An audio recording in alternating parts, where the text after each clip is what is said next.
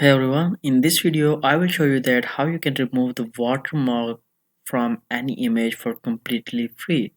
So stick to the very end of the video so you exactly know how you can remove the watermark from any of the image. So as you can see that the watermark on this image has been removed by this software, and this software is completely free to use. So let me exactly show you that how you can do this. So first of all, go to google.com and search any image with the watermark. Like in this case, I want to remove the background of this image. Now the second step is to go to a website named as watermarkremover.io. So just click on the first link and you are here. Just drag and drop your image over here. Now the AI is processing the image.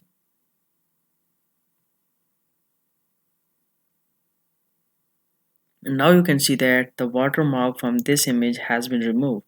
And by the way, if you want to know that exactly how you can remove the background of any of the image or the video, I have already made a video on these two topics on my YouTube channel. You can go and check that out.